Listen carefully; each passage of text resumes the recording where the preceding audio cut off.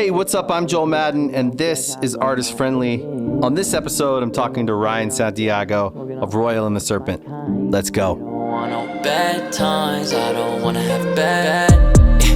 You know how you have to write like a bio for your album cycles? Yeah. So like, and anyone listening, a lot of times when you're putting a record out, every record cycle, you need like a new bio. Mm-hmm. So they're like, we need a bio writer. So you sit with someone and they interview you and then they like write up a bio. Yeah.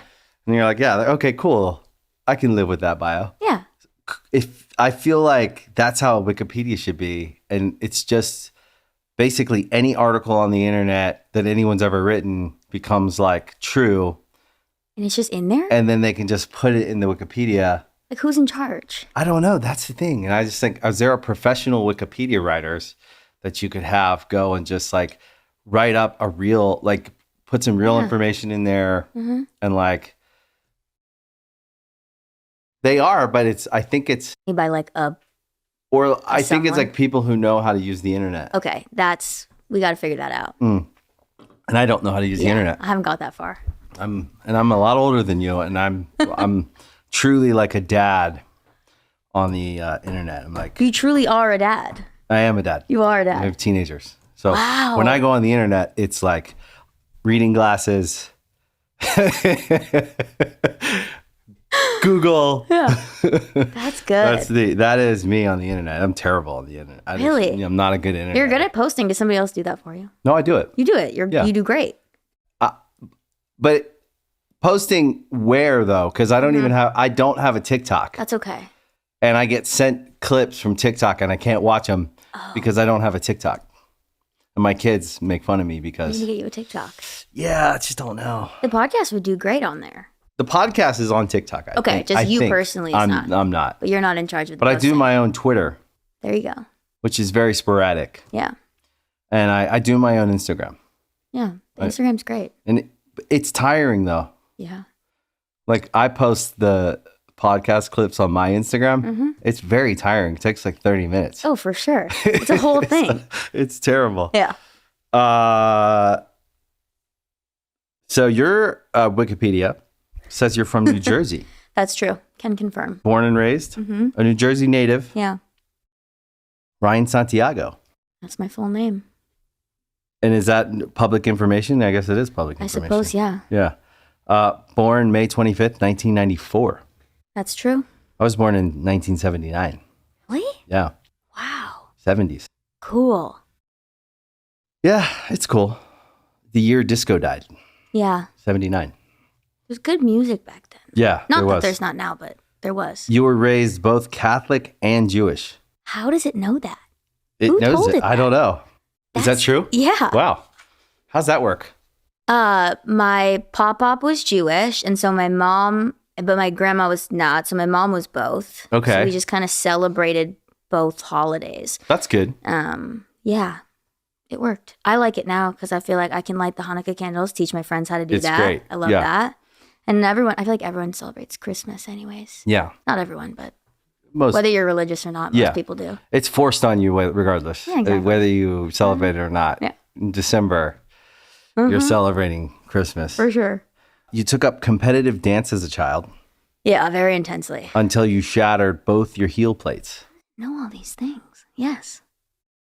That's devastating. It was tough, but I would have never gotten into music if I didn't get hurt like that. And I'm much happier, I think, in the long run, making music than being a dancer. And the dancing probably helped. For sure. Yeah. And it was like dance and theater. Yeah. So I already was doing musical numbers and stuff. You got comfortable. Yeah, I got comfortable on stage at a very young age, yeah. Then you learned how to play guitar and you began writing songs in your teenage years. That's true. You attended your first concert on the Oops, I Did It Again tour at the age of 6. Yeah. That's a great first concert. I was front row and I didn't know where I was. My mom surprised me. I love this story. And all of a sudden flames started shooting from the edge of the stage and I just started crying because I thought she was taking me to put me in some fire. Yeah. And then Britney came out from this thing. And Are you still a fan? Yeah, I mean, all this stuff that's been going on lately, have to worry a little, but Yeah, love her. That's separate though from the music. Oh, for sure. You know, she's incredible. My wife is the biggest Britney Britney fan, and I think she separates it. But she also stands by Britney through thick and thin. Yeah, she's amazing. So True icon. She definitely has people out there who love her and stand by her. Yeah. Which is the power of music. Mm-hmm.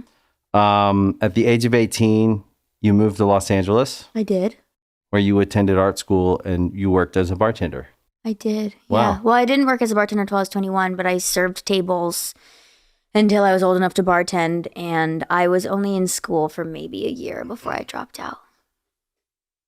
And then you started making music? And would Royal and the Serpent be was that the beginning, or let's get into Royal and the Serpent. Okay, so I was always kind of. So the Wikipedia is at least half right. It's pretty good. It's actually good. There's a lot here. I'm surprised. I'm not going to go on from it, but it's nice to know that they got the beginnings of your life summed up enough. The Catholic and Jewish thing is wild to me that it knows that. It's a detail. That's deep. I don't talk about that. And very personal. That's what I mean. Yeah. It's very interesting. But yeah, I always kind of wrote songs in my bedroom, didn't think anything of it. I just was super content being a server and a bartender. At a young age, I had a fun time doing that. And it wasn't until I started bartending with one of my buds and he heard me sing. And you have a great voice. Thank you. Yeah. And he was like, you should do something with that. I used to manage acts in college. I'll be your manager. Great. And I was like, sick. Yeah. So we just started meeting once a week. We'd like write little goals in our journals. I started doing open mics just as Ryan Santiago. And I think it was like 2 years later, I was signed to Atlantic. Wow. Like it happened pretty fast. That's pretty quick. Yeah. Yeah. We just put our heads down and did it. But it's not like once you get signed, it just suddenly gets easier. It almost gets harder. Yeah. Definitely harder. I was very lucky though. One of my first releases on Atlantic was Overwhelmed. Yeah. Which came out at a time that I think people really resonated with it. Yeah. So they've kept me around. Yeah. Well, which I'm happy about. Well, you're good. Thank you. Yeah. When we were starting out, I think it was harder to find a way in versus now I think people can get their music out there. It's easier to like record and stuff than it used. In the 90s, we were like, we have to find a studio and then we have to deal with some weird guy who owns it. Now you can kind of find someone who can record on their computer in their bedroom. Yeah. But then breaking through now, I think the noise is way harder. There's a lot than we had it. There's a lot. Yeah. I do have to say, this has nothing to do with what we're saying, but you guys were my favorite band growing up. We were? Yeah. Oh my God, I didn't know and that. I just had to say that. Yeah. Thank you. Yeah. Big fan. I'm embarrassed. Don't be. Yeah. Why? I mean, that's a huge compliment. Loved you guys. My cousin showed me you guys. He was 2 years older than me. Wow. And I got all my music from him. Which album was the first one? Second album? Probably. Yeah, Young and Hopeless? Yeah. That's cool. Yeah. New Jersey was kind of like a big area for us. Yeah. New York and New Jersey. I was young, man, but I loved it. And were you always into like tattoos and like rock music and stuff? Yes and no. Yeah. I don't know. I mean, I guess I started getting tattoos at a pretty young age, like 17. Yeah. That's kind of young. Yeah. Yeah. I kind of like all music though. Yeah. I wouldn't even say like exclusively rock. Yeah, me either. Yeah. I love it all. Yeah. Yeah, I was never in a box with what I liked. I actually always loved hip hop, probably more. And we just happened to be in like a band that was kind of labeled in the punk-ish adjacent, world. Totally. But I don't know if we ever felt like we were that. I think we were always like trying to do everything. It's weird feeling like you're in a box. Yeah. And I feel that way a lot, where I feel like I'm trying to figure out who I am so I can like fit in this image that I'm creating of myself so that people understand it. Does that make sense? Yeah. What would you say people think you are? I don't know. I think it depends on maybe when you started listening to me. Kind of toured with every different kind of thing. Yeah. I would just say you're kind of just like alternative. That's kind of the vibe. Even though now I feel like people don't classify music in genres, I still kind of do. Like, Yeah. I would say you're alternative, Thanks. which is broad. Yeah. Because you could do like poppier stuff, but then you could also do like much heavier stuff. You could sing on hip hop. You could do a lot of different things. I always wanted to do heavy stuff really bad, and every time I try, just Haven't gotten it right yet. no. But you work with Zach.